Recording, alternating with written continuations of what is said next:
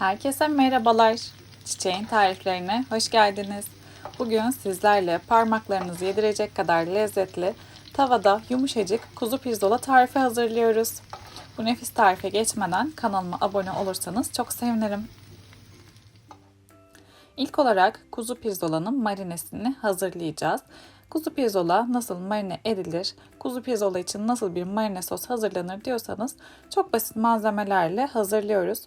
3 yemek kaşığı sızma zeytinyağının üzerinden 1 yemek kaşığı kadar biberiye ve 1 çay kaşığı karabiber ekledim ve güzelce malzemelerini karıştırdım ve kuzu pirzola marine sosu hazır. Bu kadar kolay. Tuzunu bu aşamada koymuyoruz pirzolaları sertleştirmesin diye. Şimdi hazırladığımız marine sosunun içerisine kuzu pirzolalarını tek tek alıyorum ve her yerlerini sos ile buluşturduktan sonra güzelce yerleştiriyorum. Hazırladığımız bu marine sosu ile 2-3 saat kadar pirzolaları buzdolabında dinlenmeye kaldıracağım. Hem lezzetini iyice içine çeksin hem de güzelce yumuşacık olsun diye.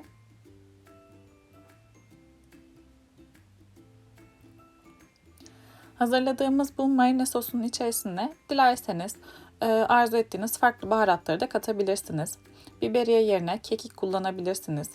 Ya da sadece karabiber ve zeytinyağı ile de yapabilirsiniz. Tamamen damak zevkinize kalmış.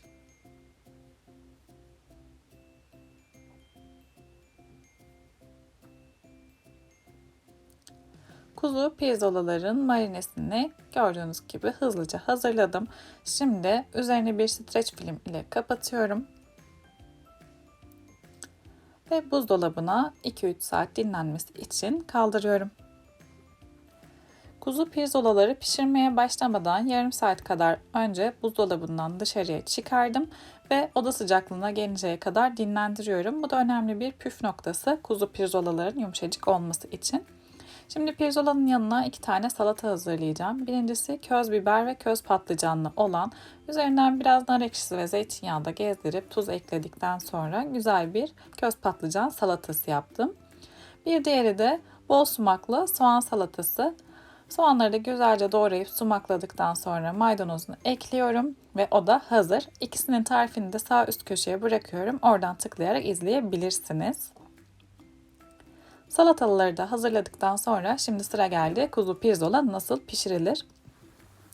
Ben böyle bir yanmaz yapışmaz tava kullanarak pişiriyorum. Tavayı iyice ısıttıktan sonra kuzu pirzolaları tavanın içerisine tek tek alıyorum.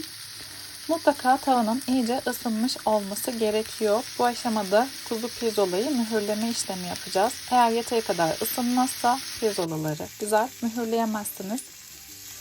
O yüzden tavanın iyice ısındığından emin olduktan sonra kuzu pirzolaları tavanın içerisine tek tek alıyorum.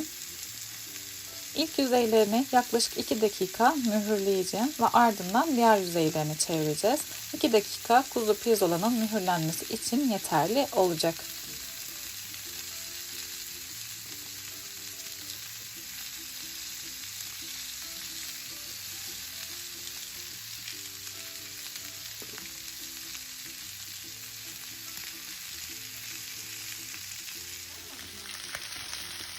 Hemen kontrol ediyorum. Gördüğünüz gibi kuzu pirzolaların ilk yüzeyi çok güzel bir şekilde kızarmış ve mühürlenmiş.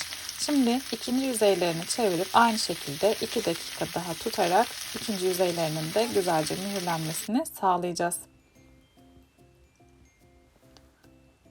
Eğer tarifimi buraya kadar izlediyseniz yorumlara çiçek emojisi bırakırsanız çok sevinirim.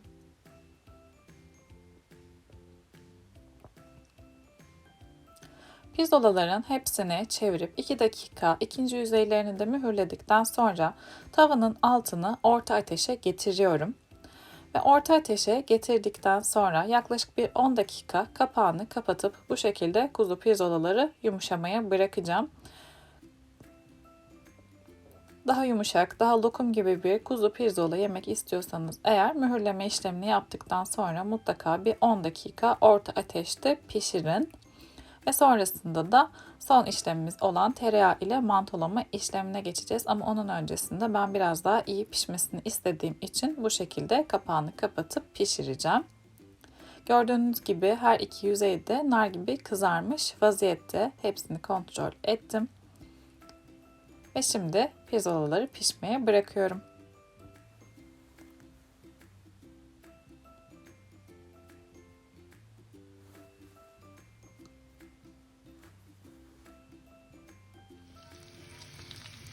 On dakikada bu şekilde piştikten sonra artık sıra geldi pirzolaların üzerinden tuzunu eklemeye.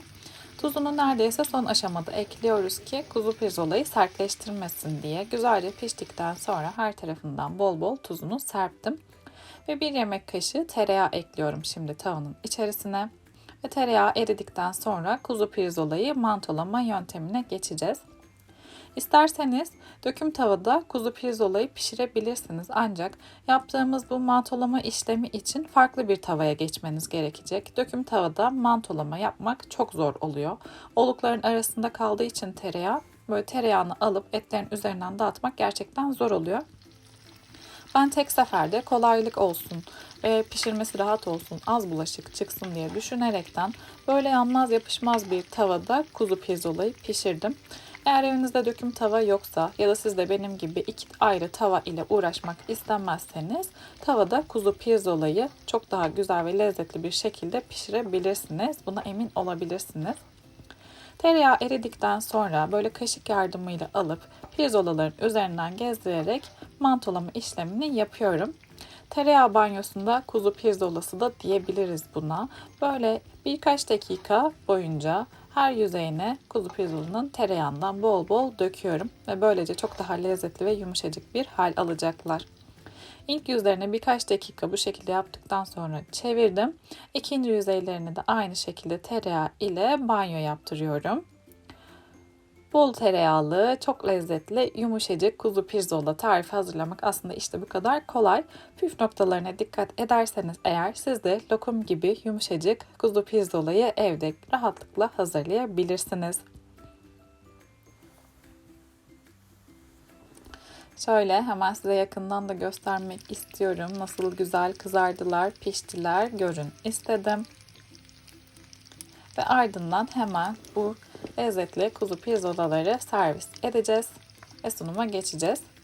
Eğer kuzu pirzola nasıl pişirilir diyorsanız, kuzu pirzola nasıl marine edilir diye merak ediyorsanız, evde kuzu pirzola hazırlamak istiyorsanız hazırladığımız bu tavada kuzu pirzola tarifini gönül rahatlığıyla deneyebilirsiniz. Eğer hazırladığımız tereyağı banyosunda kuzu pirzola tarifini beğendiyseniz videoyu beğenmeyi ve denerseniz denedikten sonraki yorumlarınızı benimle paylaşmayı lütfen unutmayın. Yeni tariflerde, yeni videolarda görüşmek dileğiyle. Hoşça kalın.